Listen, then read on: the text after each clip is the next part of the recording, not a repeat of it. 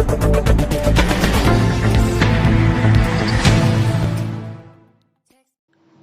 5 news. Kashi में मना धूमधाम से पीएम मोदी का जन्मदिन।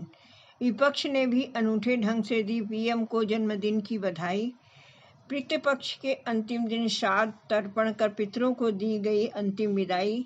जयंती पर पूजे गए निर्माण के देवता विश्वकर्मा।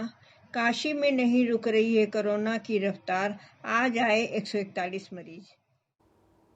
नमस्कार, जनमुखी लाइव से मैं अंशुमान राय, आप देख रहे हैं काशी संवाद। काशी संवाद में बात करते हैं सबसे पहले प्रधानमंत्री नरेंद्र मोदी के जन्मदिन की।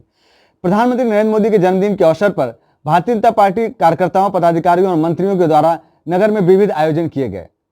खासतौर से आज सुबह सबसे पहले अहिल्याबाई घाट पर दुग्धाभिषेक किया गया। उसके बाद राजेंद्र प्रसाद घाट पर मां गंगा को चुनरी चढ़ाई गई। 70 मीटर लंबी चुनरी चढ़ाई गई, जिस कार्यक्रम का नेतृत्व महेश चंद्र श्रीवास्तव ने, काशी क्षेत्र के अध्यक्ष हैं, उन्होंने किया। जबकि अहिल्याबाई घाट के कार्यक्रम का नेतृत्व प्रदेश सरकार के मंत्री नीलकंठ तिवारी ने किया। इसके उपरांत भाजपा कार्यकर्ताओं द्वारा विभिन्न अस्पतालों में मरीजों को फल वितरित किए गए। सामाजिक संस्थाओं द्वारा भी तरह तरह के आयोजन प्रधानमंत्री के जन्मदिन के अवसर पर किए गए, जिसमें परमानंदपुर अग्रसेन पीजी कॉलेज में 5 पीपल के वृक्ष रोपे गए।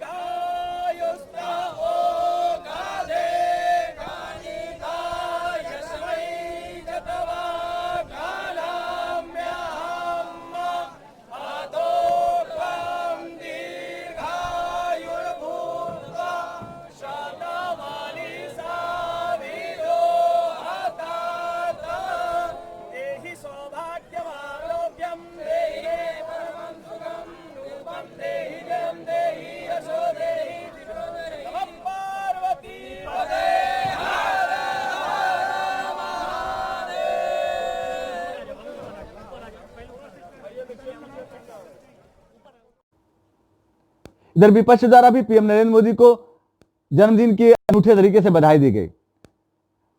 अलग अलग विपक्षी दलों द्वारा अलग अलग कार्यक्रम आयोजित किए गए और कुछ बेरोजगार युवकों द्वारा भी कार्यक्रम आयोजित किए गए। इसमें कार्यक्रमों के जरिए पीएम नरेंद्र मोदी को जन्मदिन की बधाई देने के साथ साथ आज के दिन को राष्ट्रीय बेरोजगार दिवस घोषित करने की मांग की गई।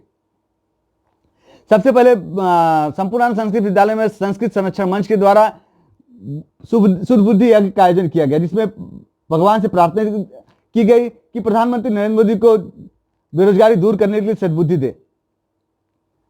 इधर सपा कार्यकर्ताओं द्वारा मैदागिन पर पकौड़े तलकर पीएम का जन्मदिन मनाया गया। जबकि सोनारपुरा में सपा के कुछ कार्यकर्ताओं द्वारा भीख मांगकर, भिक्षाटन कर पीएम का जन्मदिन मनाया गया।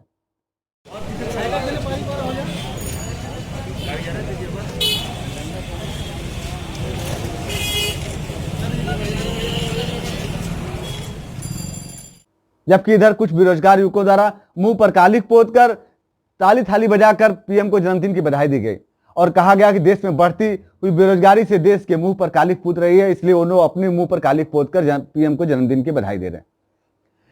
हाल के दिनों में बेरोजगारी का मुद्दा देश में और प्रदेश में तेजी से छाया हुआ है।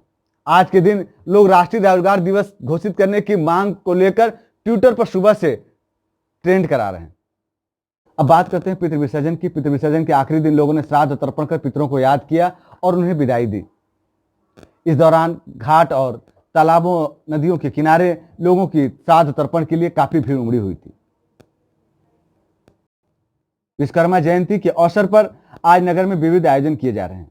खासतौर से कल कारखानों में सृष्टि में निर्माण के देवता माने जाने वाले भगवान विश्वकर्मा पूजे जा रहे हैं।